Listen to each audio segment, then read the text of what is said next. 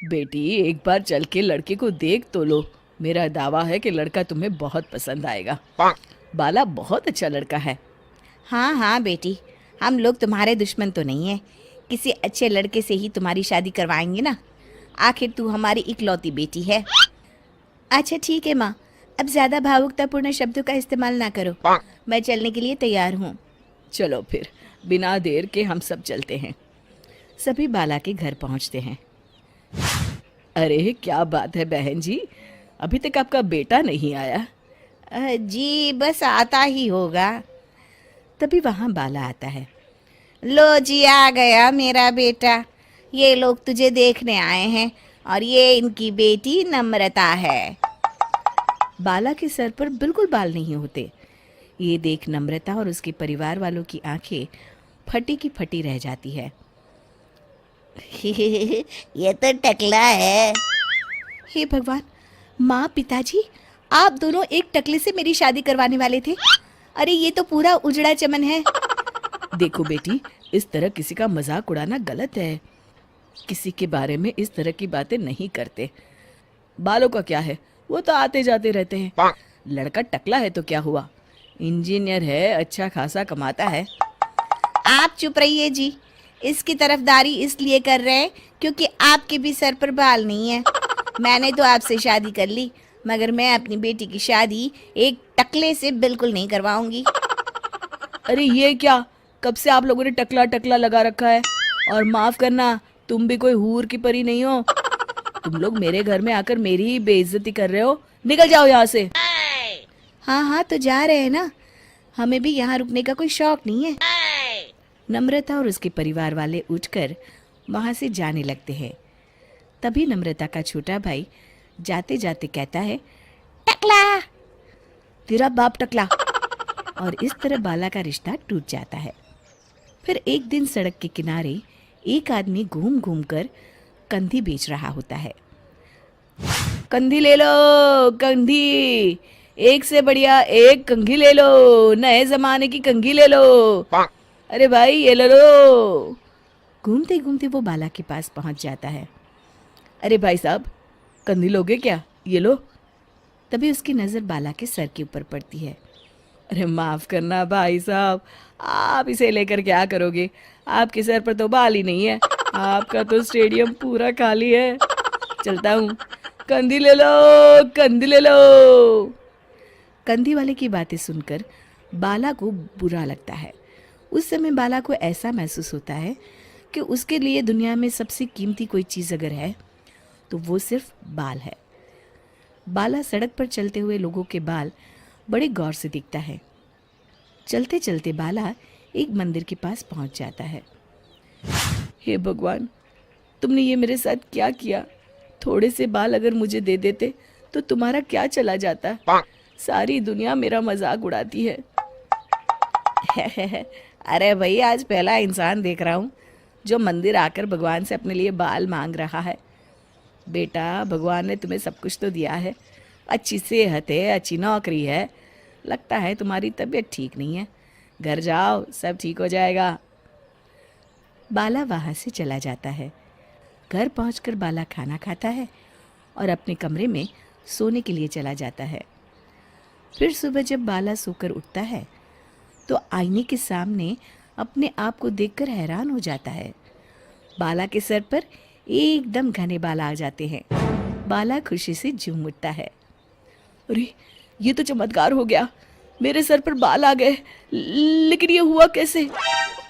दोस्तों, अगर आप इस कहानी का दूसरा भाग देखना चाहते हैं तो हमें कमेंट करके ज़रूर बताएं। गंवार सास। ममता ने अपने बेटे को पढ़ा लिखा कर बड़ा आदमी बनाया। अब वो शहर में अपने परिवार के साथ रहता है। एक दिन ममता का बेटा रोहन अपनी पत्नी आलिया से कहता है, अरे आलिया, सुनो, माँ अब से गांव में नहीं रहेगी। वो हमारे साथ यहीं रहेंगी शहर में। उनका कमरा आज नौकर से बोलकर अच्छे से साफ करवा देना। ओह, आज तो मेरी किटी पार्टी है, फिर मुझे जिम और फिर शॉपिंग। ठीक है, कल करवा दूंगी। अच्छा, लेकिन माँ के सामने ये कपड़े नहीं चलेंगे। हाँ, तुम्हें साड़ी या सूट पहनना होगा। अरे बिल्कुल भी नहीं। मेरे मम्मी पापा ने इतना पैसा लगाकर शादी इसलिए नहीं की थी कि मैं अपनी मर्जी के कपड़े पहन ओढ़ भी ना सकूं। अरे चलो गुस्सा मत हो, लेकिन कुछ दिन तो माँ की खुशी के लिए कर सकती हो ना। लेकिन आलिया मानती नहीं। माँ आती है सिंपल सी साड़ी, झोला और चप्पल पहनकर। अरे रोहन, मैं इनके साथ कैसे रहूंगी? मेरी फ्रेंड्स क्या कहेंगी? ये तो पूरी गंवार लग रही है। आलिया, माँ गांव में रहती थी इसलिए ऐसी हैं। तुम आज ही माँ के साथ जाकर उनकी पसंद की शॉपिंग करवा देना। इनके साथ घर के अंदर रहना मुश्किल है, बाहर तो मैं कभी भी ना जाऊं। रोहन को आलिया पर गुस्सा आ जाता है। माँ, ओ माँ। हाँ बेटा।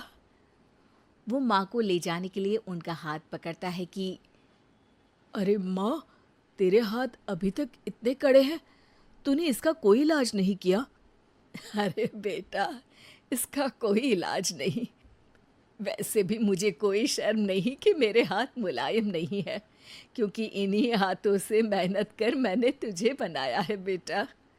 अगले दिन माँ, मैं ऑफिस जा रहा हूँ, कुछ लाना हो तो आलिया को बोलकर फ़ोन करवा देना। रोहन के जाने के बाद आप ना आज कमरे में ही रहिएगा, घर में पार्टी है, मेरी सहेलियां आ रही हैं, मैं उन लोगों के सामने आपको नहीं ला सकती हूँ। ठीक है बहू, लेकिन तुम कहो तो मैं कुछ खाने को बना दूँ तुम लोगों की पार्टी के लिए। वो लोग सिर्फ कॉन्टिनेंटल या थाई फूड ही खाते हैं। कोई बात नहीं, कभी इंडियन खिलाने वाला कोई मिला नहीं होगा ना। मैं बनाकर कमरे में चली जाऊंगी। जैसे आपकी मर्जी। आलिया के घर उसकी दोस्त आती हैं, पार्टी होती है। अरे वाह आलिया, ये क्या है खाने में? बड़ा ही स्वादिष्ट है यार, इसकी रेसिपी मुझे चाहिए। हाँ, और ये दाल, ओ माय गॉड, मैंने तो किसी 5 स्टार में भी ऐसी दाल नहीं खाई है यार। तू कुक को यहाँ बुलाना। अब आलिया घबरा जाती है। हाँ हाँ हाँ, क्यों नहीं, माँ जी ज़रा बाहर आइए। आलिया की सास सिंपल सी साड़ी और गांव के अंदाज में आती है। अरे बहू, क्या हुआ? खाना पसंद नहीं आया क्या? बहू? अरे ये गांव से दिखने वाली औरत तुम्हें बहू क्यों बोल रही है? कौन है ये? वो हमारी नई नौकरानी है। सास बहू की बात सुनकर बहुत दुखी हो जाती है। वो सर झुकाकर जा ही रही होती है कि एक सहेली बोल पड़ती है। अरे कहाँ जा रही हैं माँ जी? वो उठकर उनके पैर छूती है। जीती रहो बेटा। क्या है ना, आपकी शक्ल बिल्कुल मेरी माँ जैसी है। पता है आलिया, मैं शहर पढ़ने आई और फिर शहरी हो गई, लेकिन मेरे माँ पापा तो आज भी गांव में रहते हैं, बिल्कुल इनके जैसे ही हैं। आप यहाँ बैठिए ना आंटी, आप सच में बड़ी खूबसूरत है और आपके हाथ का खाना तो लाजवाब है। काश ये मेरी सास होती। सभी सहेलियां सास को घेर कर बैठ जाती हैं और उनसे खाने की रेसिपी पूछ रही होती है कि तभी घर की बेल बजती है और रोहन आता है। अरे क्या बात है, आज आप लोग हमारे घर में? और ये लोग तो मुझे आलिया से ज़्यादा माँ की सहेलियाँ लग रही हैं। क्या ये आपकी माँ है? लेकिन आलिया ने तो कहा कि ये उनकी नौकरानी है और इन्होंने भी नहीं बताया। वो नहीं बताएंगी, क्योंकि उनके लिए बच्चों की इज्जत और उनकी खुशी सबसे पहले है।